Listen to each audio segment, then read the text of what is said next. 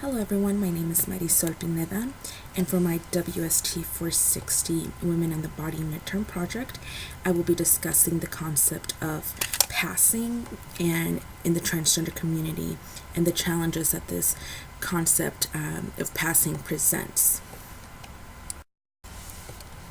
I do want to talk a bit about the differences between sex and gender. The majority of people, especially in Western culture, we tend to use these terms interchangeably, so gender and sex. Um, what's important to understand and know is that we are born, when we are born, we are assigned a sex, whether that be male or female. And this assignment can come from what your sex chromosomes are, what your external genitalia is, what your reproductive structures are. And in contrast, when we talk about gender, it's important to know that it is socially constructed, meaning that we learn it. We're not born with it, and a lot of this comes from when you're a child. The people that you interact with, how your parents treat you, how you're treated in school. All of these things that we learn as children make up what our gender is, and it's socially constructed, so we learn it. We're not born with it. I find that like I said, gender behavior is learned, and I find that our society really defines us and puts us in these categories based on these learned gender behaviors. And I think from here we learn to really associate sex with gender, and we learn to define what being feminine and what being masculine are. Our society and much of our culture have very distinct beliefs of what masculinity and femininity are and what they look like. So not just what they are, but what they look like. We tend to associate soft facial features with being feminine, as well as maybe long hair, makeup, soft voices. So all of these are what we think women are and what they look like. And as for masculinity, we associate that sometimes with men that are muscular, strong, have sharp, very defined bone structures, deep voices. So all of this, when we think of this, we think of what a man is. And it's difficult to live in a world that defines us so much by our gender, and we feel forced to abide by these socially constructed views of what being a woman and what being a man is, and what being female and male are. Now that we've discussed the differences between sex and gender, I want to move to the challenges that these views on gender present to the transgender community. One of the main readings we had earlier this semester was an essay by Dean Spade called Mutilating Gender, in which he writes of his experience with transitioning, as well as the scrutiny that transgender people receive regarding their gender performance. There is this feeling and a view that medical establishments restrict individuals that are seeking body alteration and are basically being forced to conform to gender norms in order to receive the treatment that they are seeking. It's a difficult process to transition, especially when you do have to seek medical help. You basically have to receive some sort of validation from these counselors or therapists that gives the go-ahead to a surgical doctor that you truly are transgender. And I know it's like saying, okay, yes, these people are transgender enough. Go ahead and assist them with whatever medical treatment it is that they are looking for.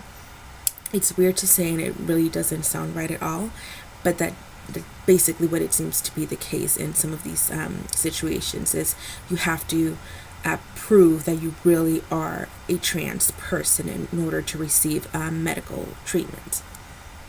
So like I said, you may encounter some therapists or counselors that don't think you're transgender enough. And this can come from revealing to a counselor that you don't want to change your name, but you don't want to be called but you do want to be called by a different pronoun. or that you only want to have top surgery and not bottom surgery. So at times, some counselors try to determine what your behavior as a child was. If you were born female, did you consider yourself, to be tomboyish, or did you play with toy cars? Did you feel uncomfortable wearing girls' clothing? If you don't give the right answers, then there's almost this perception that you're not really transgender because you didn't try to behave in the gender norms that are associated with the gender that you identify with. In his writing, Spade states that there are some individuals that argue that your real gender is the one that people can see on you. So, this is pretty offensive, because it basically means that it doesn't really matter how you feel, or how you feel on the inside, or how you see yourself on the outside. Your real gender will be defined by others, not by you.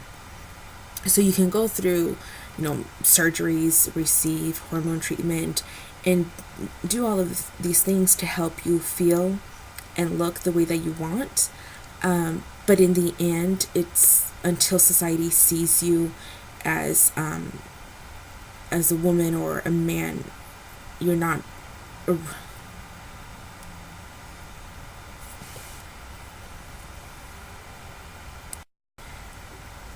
I do want to now start talking about why passing is can be so important in the transgender community. When I talk about passing and passing privilege, I'm referring to transgender people that you would never think are transgender, meaning that if they can walk down the street, and unless they tell you themselves, oh, I'm transgender, you would never think that they are transgender individuals. So for the most part, they physically have those features that are traditionally associated with being a man or a woman. So the way that they feel inside, outside, they physically reflect how they feel on the inside. Whether you're a transgender man or a transgender woman, safety is something that might always cross your mind when you're walking down the street or in a public bathroom. There's always this fear of being physically attacked, being harassed, and in some situations being murdered just for being transgender. So if there are some transgender people that seek treatments that will make them, look and feel as feminine or as masculine as possible, again, to reflect how they feel on the inside. Not only do they do this to feel good about themselves, but it's also a way to kind of protect themselves from others and from those that would harm transgender people. As I previously mentioned, we have very specific ideas of what men and women look like and how they act. And unfortunately, if our bodies do not conform to these stereotypical ideas of what men and women look like and how they act, then we're not accepted. If you do not pass, then you're judged or criticized.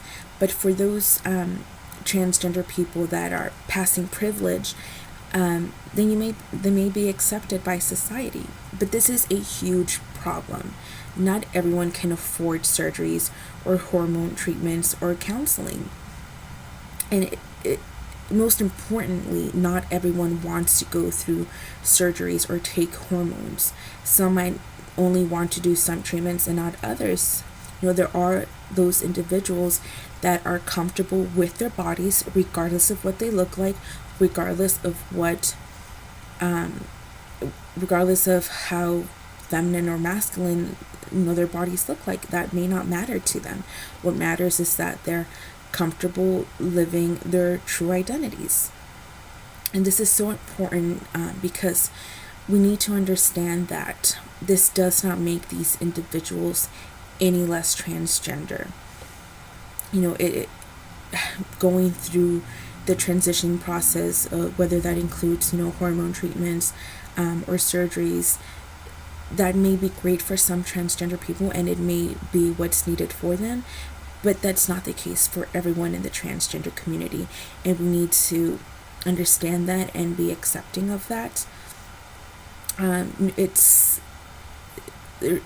We may just need to learn how to live a different way. We have maybe the way to live as non-binary people. Forget about normative binary. A great example of this is actually that of Tyler Ford, writer of My Life Without Gender, from The Guardian. So we don't need to identify ourselves as male or female. We can just live gender neutral. We can live as gender neutral beings.